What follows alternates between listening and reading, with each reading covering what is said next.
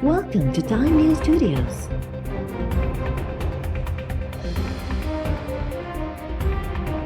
You are watching 12 p.m. Bulletin.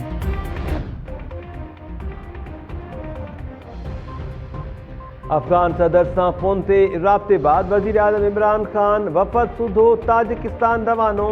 वज़ीर आज़म 2 ॾींहंनि जे दौरे दौरान ताजिकिस्तान जी सिविल ऐं अस्करी क़यादत सां मुलाक़ातूं कंदो।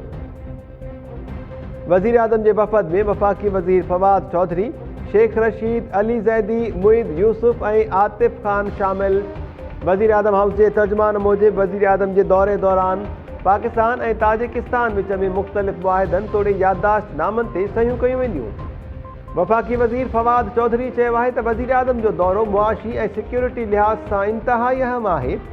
अफ़गानिस्तान में अमन जे लाइ पाकिस्तान भरपूर कोशिश करे रहियो आहे।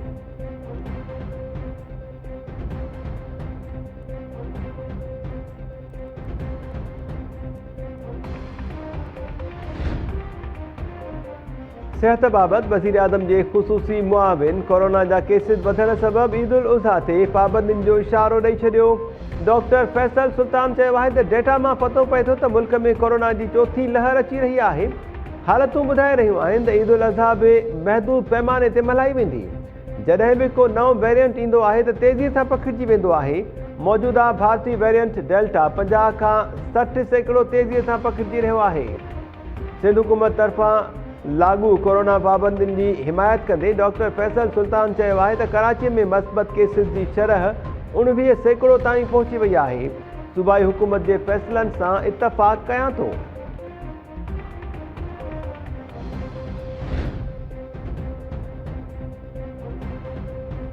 सेनेट में अपोज़िशन लीडर यूसुफ रज़ा गिलानी जी सेनेटर तौर चूंड कलदम करार ॾियारण जे लाइ दरख़्वास्त ते ॿुधणी।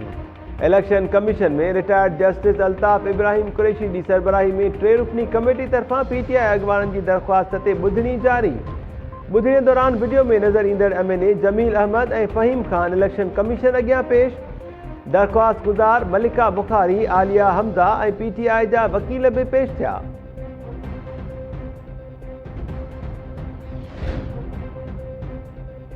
वफ़ाक़ी सरकार तरफ़ां दवाउनि ते इज़ाफ़ी टैक्स लॻाइण ख़िलाफ़ मेडिकल स्टोर्स मालिक सरापा एहतजाज बणियल।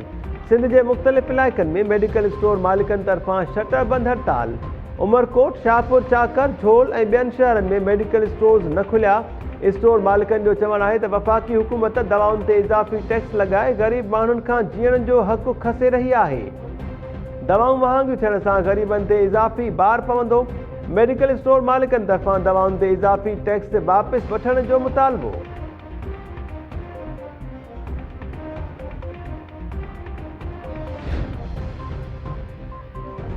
सिंध जी राजधानी कराची समेत सूबे जे मुख़्तलिफ़ इलाइक़नि में वसकारो। मौसम ख़ुशगवार थी वई।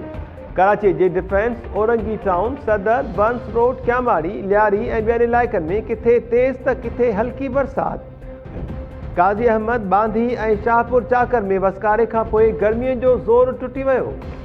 सिंध जे वॾे वज़ीर मुराद अली शाह समूरनि DCs खे पंहिंजे इलाइक़नि में अलर्ट रहण जी हिदायत करे छॾी।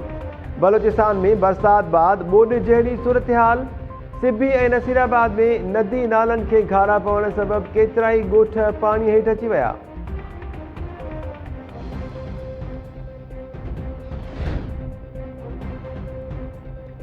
ऐं डेरा गाज़ी खान में ॾाॾे पारां पंहिंजे 2 मासूम पोटनि खे ज़ंजीरूं हणी क़ैद करण जो इंकिशाफ। पुलिस 2 ॿारनि अख्तर ऐं मुनवर अब्बास खे बाज़ाब कराए मुख्य जवाबदार अलाह बख्श खे गिरफ़्तार करे वरितो। पुलिस मूजिब जवाबदार पोटनि खे क़ैद करे ज़ंजीरनि जी वेल्डिंग कराए छॾी हुई। वेल्डर मोहम्मद बख्श गिरफ़्तार न थियो। 2 जवाबदारनि ख़िलाफ़ केस दाख़िल।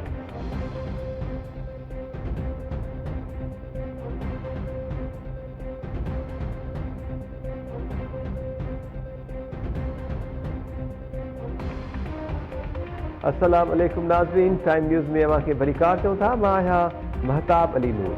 हेडलाइंस हमारी थियूं बुलेटिन सां गॾु हाज़िर थियूं था शॉर्ट ब्रेक।